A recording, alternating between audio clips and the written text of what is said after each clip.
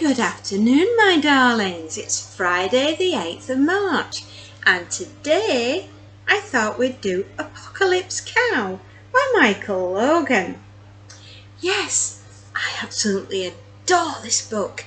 It's utterly unique, or utterly unique, and it will turn the zombie genre on its head. First published in May the 10th, 2012, 352 pages, hardcover by Doubleday Publishings. My edition, June the 10th, 2013, by Corgi, paperback, 352 pages, first edition, paperback. Tell you a little bit about Michael. Michael is an award-winning Scottish writer whose career has taken him across the globe. His debut novel, Apocalypse Cow, won the Terry Pratchett First Novel Prize. Since then, World War Moo, which I'm desperate to get a copy of because this was so good.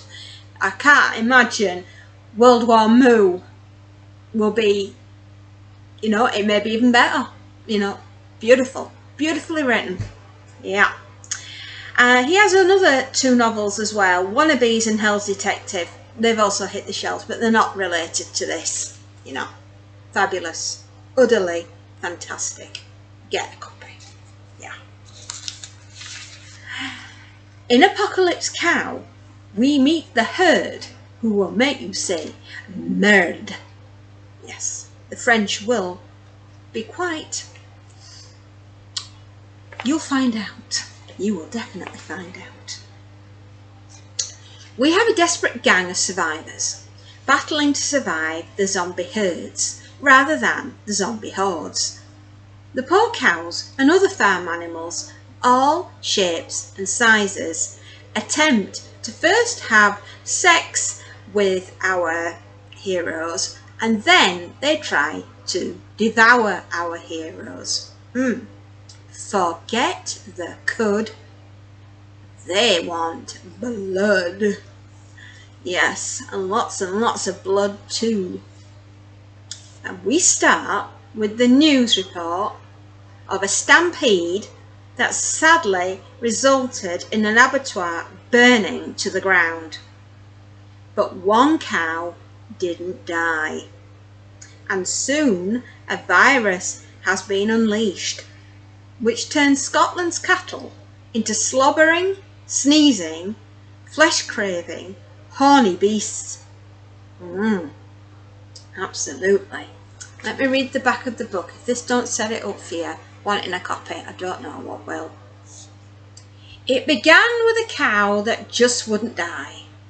It became an epidemic that transformed Britain's livestock into sneezing, slavering, flesh-craving, four-legged zombies.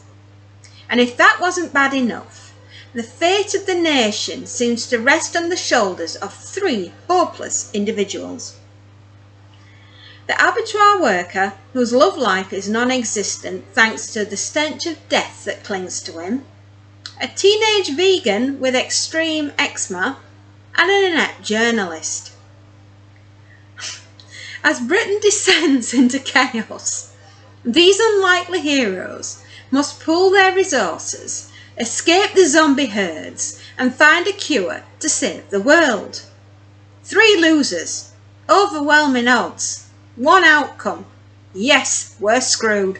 Oh, but we are so beautifully screwed, as this book will prove it. Oh yeah.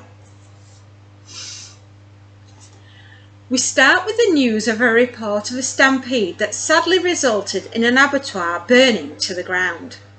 As we say, but one cow didn't die, and soon a virus has been unleashed, which turns Scotland's cattle into slobbering, sneezing, flesh-craving, horny beasts. Not only did one cow survive, but an abattoir worker, Terry, also made it through the massacre. But he is now being held hostage in what looks suspiciously like a secret government research facility. Yeah, you can't really disguise one of those now, can you? The tip-off of the government's involvement falls into the lap of the worst reporter at the Glasgow Tribune. Yes, the Glasgow Tribune. Well, she's just lost her job. She's that good of a reporter, they've just fired her. The next character we have, which is very pivotal to the plot, is Geldof. He's a miserable teenage boy. He is the original Ginger Whinger. He's English, has vegan parents that force him to wear hemp, which he's allergic to, and they won't let him eat meat. Their neighbours, including Terry the abattoir worker, he has a meat-loving cousin who has quite a lot of anger issues. Can this motley bunch save the day, or is Britain doomed to be nuked by the French? Let's find out. One of the funniest parts of this entire novel has got to be the middle-class suburbanites. When they're trying to load their matched luggage onto the evacuation trucks, it is a sight to behold. Who knew Louis Vuitton would save you from getting munched by Daisy the cow? I mean, grab your suitcases, ladies and gents, and do the Samsonite shuffle. Yes. We have some of the funniest deaths that you will ever get. And one of them is by psychotic squirrels and the kung fu kitties. Yes, these zombie squirrels are really after your nuts. They truly are. We also meet a poodle that is hopelessly infected, and it meets a very bitter end with a bottle of iron brew. I shouldn't be laughing, but it is funny. We also go to a market. Yes, when these little piggies go to market, they're going to eat the shoppers. They won't be wanting roast beef, they'll be wanting roast you. Still, I suppose you can always rely on the cooking channel to keep spirits up, especially when all you have to eat is lentils. They do a supermarket sweep, and due to Geldof's mother's insistence on natural food and no meat, she literally stocks the trolley with lentils.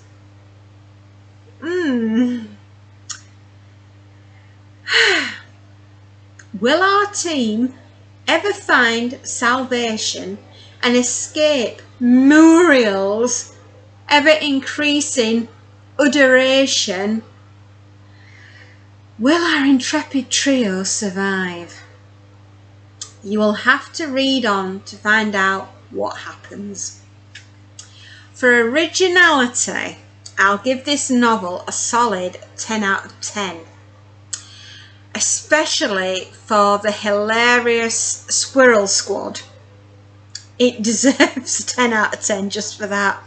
Man, these squirrels, they're nuts. They really are nuts. And they attack squadron of squirrels. Can you imagine? Blimey. Anyway, yes, the squirrels, like I said, they are after your nuts. They truly, truly are. I would definitely say give yourselves a treat. Get yourself a copy of this. Honestly, I promise you, you won't regret it. Kung Fu kitties, deranged poodles that have to be brought to heel with an iron brew bottle, a squadron of squirrels. Oh my God. You're gonna absolutely love it. It's funny, it's engaging, it's well worth your time. You'll probably have it done in a weekend because you will just laugh and laugh and laugh. And it's utter horror. It's absolutely terrific, terrifying. What happens when animals attack? I've never come across a novel like this in my life, and I don't think I ever will ever again. Imagine, if you will, Daphne du Maurier's The Birds, but with loads and loads and loads of humour thrown in. Dark humour, yes, but humour nonetheless. It's just terrifically written. Honestly, I just think you are going to have the best time. You really are. In fact, if you want to, there's an ISBN number there. Yeah, if you can read that, and that'll get you a copy. Give yourselves a treat this weekend. Honestly, like they say, forget the cud. They want blood. The squirrels are after your nuts. The kung fu kitties are gonna get you with the friskies, and grab a bottle of Iron Brew if you see a poodle. Honestly, I shouldn't be laughing as much as I have been, but seriously, give yourselves a treat. You're gonna love it. Absolutely love it. I'm not gonna spoil the ending for you, but the sequel, World War Moo, which I will be getting very, very soon, because I have to find out. I have to find out what happens. It's just hilarious. Scarily hilarious. What happens when your food chain gets messed about with? Absolutely, utterly terrifying. I'll say what I always say, my darlings. Happy readings and enjoy. Happy readings, my darlings, and enjoy. Take care. See you later.